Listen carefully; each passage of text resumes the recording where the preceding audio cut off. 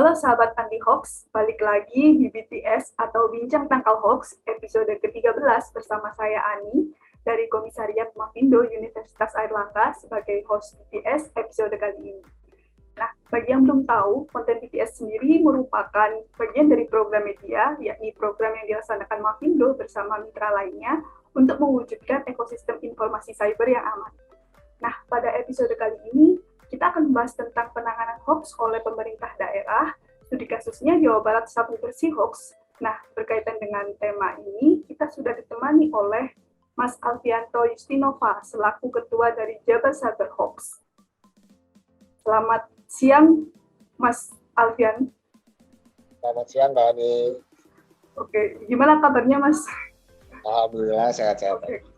Kesibukannya akhir-akhir ini gimana, Mas? Apakah masih lengang atau bagaimana, atau sibuk banget? Weekend ini kan libur panjang. Kesibukannya sih saat ini masih di Jabar Cyber Hoax sehari-hari. Selain itu kami pun Jabar Cyber Hoax juga terlibat di dalam tim KPCPED Provinsi Jawa Barat.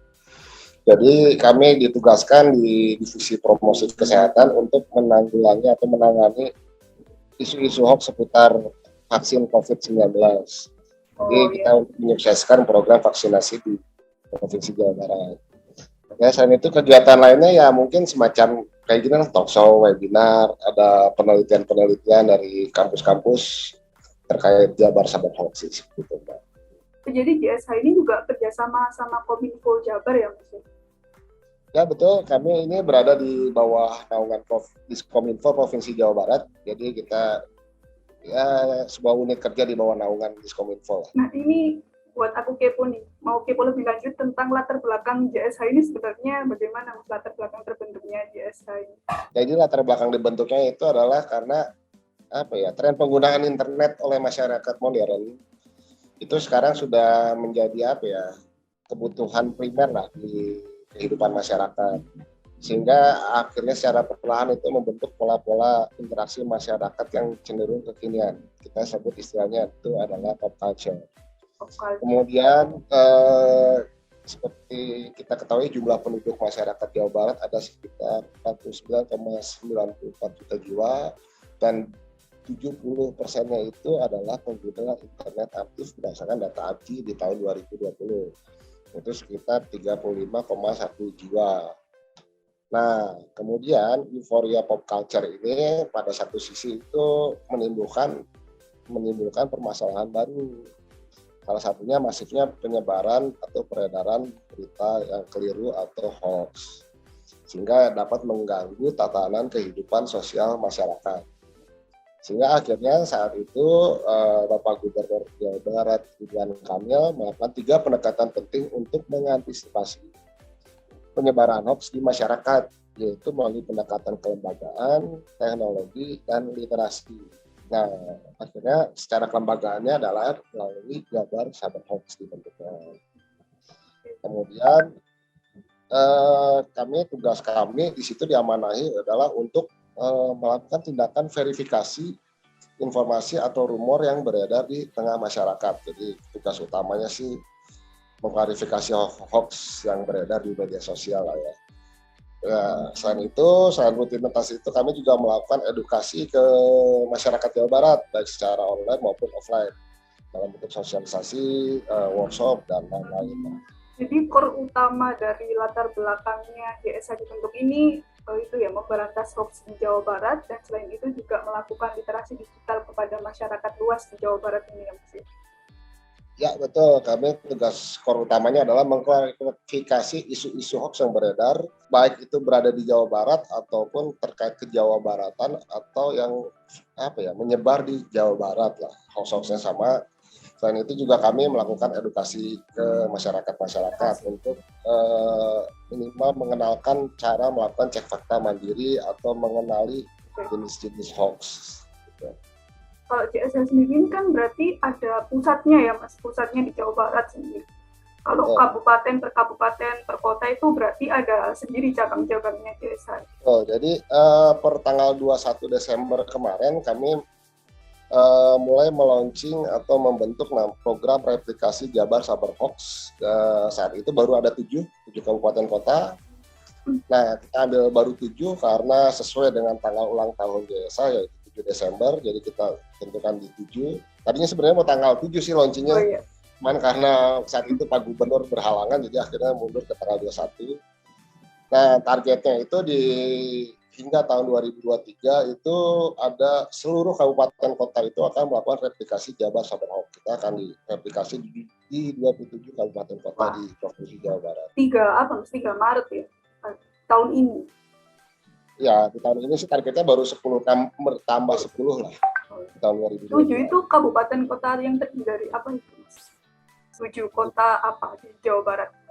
Yang sudah ya. Ada Kota Cirebon, Kota Bandung, Kota Tasik, Kabupaten Garut, Kabupaten Sumedang, Kabupaten Subang. Itu ya. Nah, saat ini pun sudah jalan lagi, baru nih yang ke-8 adalah Kabupaten Cirebon. Kabupaten Cirebon, dan kita sudah ngobrol-ngobrol, ada Kota Sukabumi, Kabupaten Sukabumi, Kabupaten Cianjur, Kota Bekasi yang akan mereplikasi di tahun ini juga. Nah, ini kan mau melebar ke 27 kota dan kabupaten JSH ya, Mas ya. Nah, itu motivasi utamanya untuk melebarkan sayap ini apa sih, Mas? Motivasi utamanya itu adalah untuk mempermudah klarifikasi isu-isu hoax yang beredar secara lokal ya. Jadi misal tadi masalah lowongan pekerjaan di Diskominfo Kota Cirebon. Nah, kan itu akan mempermudah jika Cirebon Cyberhawk yang mengklarifikasi isu tersebut. Benar. Daripada kami dari provinsi yang menghubungi Diskominfo Kota Cirebon untuk mengklarifikasi isu, akan lebih baik jika di internal Diskominfo Kota Cirebon yaitu Cirebon Cyberhawk yang mengklarifikasi isu tersebut. Jadi akan mempermudah alur birokrasi ya, mempersingkat alur birokrasi lah. Karena itu tantangan cek fakta terkadang seperti itu ya. Jadi selain itu juga kami juga tujuannya untuk mengembangkan kolaborasi antara Pemda Provinsi Jawa Barat dengan Pemda Kabupaten Kota melalui program penguatan literasi digital, monitoring opini dan aspirasi publik serta pengelolaan pengaduan masyarakat dengan cara verifikasi program Jabar. Iya, Mas, kalau misalnya per kota atau per kabupaten itu memang lebih spesifik ya masalahnya. Per kota, per kabupaten ini kan beda-beda ya, Mas, tingkat literasi digitalnya antara kota dan kabupaten misalnya gitu kan. Baik kalau misalnya tahun politik ya itu pemilu itu kan masing-masing daerah itu pasti banyak sekali itu hoax-hoax tentang pemilihan kepala daerahnya. Gitu ya. Ya. Jadi emang tujuannya juga mendekati tahun 2024, nanti kan akan ada pilkada serentak dan pilpres ya. Nah, di setiap daerah itu pasti isu politik juga akan meningkat, jadi kita akan fokus ke isu-isu politik, dan selain itu juga saat ini sih lebih fokusnya ke isu-isu program vaksinasi atau seputar COVID-19-nya. Jadi untuk mensukseskan program vaksinasi masyarakat di tingkat kabupaten kota yang belum vaksin lah, biar mau lah, tidak takut untuk vaksin seperti itu. Benar-benar. Iya benar, di Mafindo sendiri juga kita merangkum atau merekap itu kebanyakan memang akhir-akhir ini banyak isu-isu hoax mengenai kesehatan itu yang paling banyak sementara ini. Kalau misalnya 2 tahun terakhir, 3 tahun terakhir. 2 tahun terakhir. Ntar nggak tahu kalau 2023 mungkin yang paling banyak ini hoax-hoax tentang politik ya. Kita siap-siap aja. Oh ya, Mas, kalau misalnya edukasi nih, bicara tentang edukasi literasi digital, nah tantangan terbesar dari JSH ini apa sih saat melakukan edukasi kepada masyarakat? Kolaborasinya selain pembentukan replikasi ini, kami juga meluncurkan program namanya Jawara Digital. Jawara ini selain juara, artinya juga Jawa Barat lah. Jadi ini kami bekerja sama dengan RTIK Jabar, ada nama IG-nya juga Jawara Digital Jabar. Selain itu kami juga berkolaborasi dengan teman-teman dari FKKIM Jabar, serta kampus-kampus serta komunitas-komunitas untuk melakukan edukasi dan kampanye-kampanye anti hoax.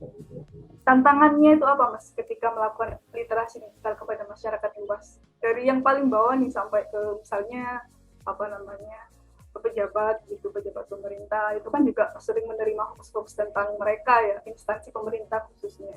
Itu apa aja tantangannya terbesarnya di JSMP? Tantangan melakukan edukasi ya. Ya, kalau dari sisi kami sih tantangannya sih terkadang masih banyak masyarakat yang apa ya, di saat kita menjelaskan presentasi, pelatihan atau apapun itu iya aja ya kayaknya ya.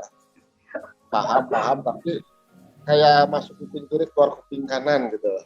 Nah, tapi memang itu tantangan kami untuk mencoba inovasi mungkin Pelatihan metode penyampaiannya atau pelatihannya yang harus lebih mudah diterima oleh masyarakat. Seperti kemarin saya dua minggu lalu kalau nggak salah di Kabupaten Majalengka itu di pelosok banget Jadi kita ada juga program, kita terlibat di namanya program desa digital. Jadi kita pengaktifasian internet di desa-desa pelosok. Jadi kita akan memberikan tower internet gratis. Nah di situnya kami memberikan program pelatihan literasi digital.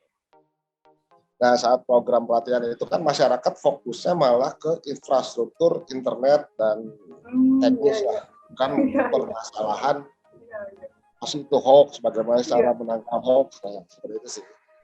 Nah itu kan metode cara untuk di masyarakat desa mungkin penyampaiannya mungkin harus lebih banyak offline dan benar. Teknisnya berbeda lah. Benar. Kalau misalnya di pelosok itu memang kendala utamanya itu mungkin infrastrukturnya dulu harus dibenahi. Iya, itu makanya kan kita lagi mencoba membuat tower, jadi yang dibahas mereka lebih utamakan ini towernya, terus speednya bagaimana, terus cara antar tower di kecamatan relaynya ke setiap desa bagaimana, lebih banyak ke pembahasan ke teknisnya saja sih. Teknis. Kalau selama ini COVID-19 ini pelatihannya offline atau online dilakukannya? Di tahun 2020-2021 kita lebih banyak di online. Nah, di akhir 2021 hingga sekarang kita lebih banyak di offline. Seperti itu. Ini saya besok tanggal 1 pun harus berangkat lagi ke Kabupaten Bekasi untuk yang program desa digital. Jadi memang udah mulai offline sih walaupun dengan peserta terbatas. Kalau misalnya ini Mas terkait keamanan dari pemeriksa fakta JSH ini, apakah ada peraturan tertentu atau bagaimana keamanan diri dari pemeriksa JSH ini untuk pas memeriksa faktanya? Sejauh ini sih aman-aman saja ya, cuman memang sih kami dari pemeriksa fakta, khususnya saya pribadi ya, pernah mengalami yang namanya doxing seperti itu, kemudian yang pasti sih belum pernah ada kasus-kasus yang signifikan atau besar ya terkait pemeriksa fakta di Jabar Cyber Hoax. Jadi keamanan diri ini selain dilindungi oleh BPJS Kesehatan dan BPJS Tenaga Kerja, ya tidak ada apa-apa lagi sih kita. Belum ada. Kalau di internet pasti ada BPJS-nya. Kalau di internet sendiri bagaimana itu perlindungan secara digital, misalnya kayak antivirus tertentu atau ada pelarangan tertentu dari pemeriksa fakta ini untuk misalnya namanya harus disamarkan atau gimana? Tidak ada sih, jadi memang bebas-bebas saja. Alhamdulillah sampai saat ini belum ada. Masih aman-aman saja sih, teman-teman juga belum ada keluhan terkait yang statusnya sebagai pemeriksa fakta, tidak ada kebijakan. Jadi kami malah membantu mempromosikan akun-akun Jabar Cyber Hoax seperti itu. Jadi di akun-akun pribadi pun ikut mempromosikan kegiatan-kegiatan dari Jabar Cyber Hoax. Pernah nggak sih Mas kalau websitenya JSH mungkin itu di-hack gitu sama orang-orang yang nggak suka atau orang-orang yang memang getol menyebarkan hoax ini? Pernah nggak ada kendala-kendala yang seperti itu misalnya? Kendala-kendala seperti itu ya pernah nggak ya? Pernah sih, tapi nggak banyak ya, baru 1-2 kasus lah ya. Jadi waktu tahun 2019 saat tahun politik, itu kan isunya politik semua. Iya. Itu bisa sehari bisa berapa kasus gitu kan, kita bisa di atas 5 gitu per hari. Nah itu sempat dapat WA atau telepon, saya lupa ya 2019. tolong jangan klarifikasi isu-isu politik, ada permintaan seperti itu. Tapi saya nggak nurut karena isunya memang isu politik semua, yang ada isu lain nih, atau media sosial aduan isu politik. Dan kan sementara saya juga harus menjaga kenetralan dari Jabar Sabar Hoax. Mau siapapun capresnya tetap harus kita klarifikasi isunya. Jadi saya saat itu tidak nurut, saya juga tidak tahu siapa yang telepon gitu atau WA. Tapi udah gitu tidak ada kelanjutan atau permintaan lagi sih seperti itu. Kemudian ada untuk anggota dewan saat awal-awal pembentukan Jabar Sabar Hoax, menolak dibentuknya atau tidak, kurang mendukung terbentuknya Jabar Sabar Hoax karena ini kan sudah tugasnya Diskominfo, kenapa harus membentuk unit kerja baru? Nah, seperti itu sih. Tapi akhirnya setelah beberapa bulan sudah reda lagi lah isunya. Iya. Aneh juga ya Mas, kenapa kok kita memerangi hoax itu malah kita mau dibubarkan gitu. Malah mereka, maksudnya itu kan ini kan memerangi hoax kan juga berarti menyelamatkan nyawa orang lain dan tatanan masyarakat. Kenapa kok malah dilarang atau harus dibubarkan? Aneh juga kan, kita kan harus curiga yang seperti itu. Kalau Mas Alfian sendiri pernah nggak ngalami diserang gitu? Maksudnya Mas Alfianto sendiri atau JSH sendiri itu jadi sasaran hoax? Misalnya ada isu-isu tertentu mengenai JSH. Saya pribadi pernah didoxing ya, jadi diserang, jadi kebanyakan sih malah justru mayoritasnya malah sama orang-orang yang kita kenal ya. Jadi emang karena sebenarnya atau yang tidak kita kenal pun ikut menyerang karena saat itu di 2019 itu tahun politik ya. Jadi polarisasi dua kubu ini jelas banget. Jadi kesannya saya sebagai Jabar Sabar Hoax, harus kita akui saat itu hoax yang beredar itu mayoritas menyerang salah satu capres. Di sini juga diserang hoax satu capres yang lainnya, tapi lebih sedikit dibandingkan capres yang satunya. Jadi mau tidak mau klarifikasi akan lebih banyak terhadap capres yang satu ini. Nah, masyarakat yang melihatnya itu orang-orang yang melihat kita kesannya hanya mengklarifikasi salah satu capres. Oh iya. Kan itu ada filter bubble ya, jadinya kesannya seolah-olah kita klarifikasi satu capres, konten dan segala macam. Karena kalau mereka mengecek histori atau memeriksa, membaca seluruh postingan di Jabar Sabar Hoax, kedua-dua capres itu pun kita klarifikasi. Jadi dianggapnya kita tidak netral, pro pemerintah, seperti itulah diserang. Akhirnya itu emang sering terjadi sih Mas. Kalau misalnya di Mafindo sendiri kan, kalau misalnya kita ngedibang paslon nomor 1 yang kena hoax, itu kita dilabeli kita dukung paslon nomor 1. Terus sebaliknya juga ketika kita itu ngedibang hoax yang ditujukan ke paslon nomor 2, kita pikirannya itu kelompok yang situ. Itu emang sering terjadi gitu di pemeriksa fakta. Ya kadang-kadang kita dipanggil kecebong, kadang dipanggil gitu kan, ya tergantung capres yang kita klarifikasi lah ya. Seperti itu. Nah ini runtut nih Mas, sehubungan dengan ini, gimana sih rencana pengembangan JSH ke depan menghadapi pemilu 2024? Ini kan sudah ada isu-isu banyak nih 2022, nah 2023 ini kan tahun pemilu. Gimana persiapan JSH sendiri menjelang pemilu 2024? Seperti yang saya tadi sudah bilang di awal, kami akan melakukan replikasi ke 27 kabupaten kota. Nah, targetnya itu di tahun 2023 seluruh kabupaten kota di Provinsi Jawa Barat akan melakukan replikasi dari program Jabar Sabar Hoax. Selain itu kami ada program namanya Jawara Digital itu yang bersama dengan RTIK Jabar untuk fokus ke program-program edukasi literasi digitalnya. Nah, di situ kami akan juga bergerilya lah ke 27 kabupaten kota. Bagi kita sama-sama tahu ya 2023-2024 akan menjadi tahun politik. Harapannya selain di Jawa Digital, di replikasi ini pun akan ada pilkada serentak aja setiap kabupaten kota itu juga akan melakukan pemilihan kepala daerah di tahun 2024 sehingga akan banyak isu-isu lokal yang beredar di kabupaten kota tersebut. Jadi minimal kita misal biasa fokus ke pilgub atau pilpres, yang replikasi fokus ke pilkada serentak di kabupaten kotanya masing-masing, misal seperti itu. Oke Mas, ini mungkin yang terakhir. Terima kasih Mas Fian atas sharing dan waktunya pada hari ini, sangat insightful sekali pembicaraan kita pada hari ini.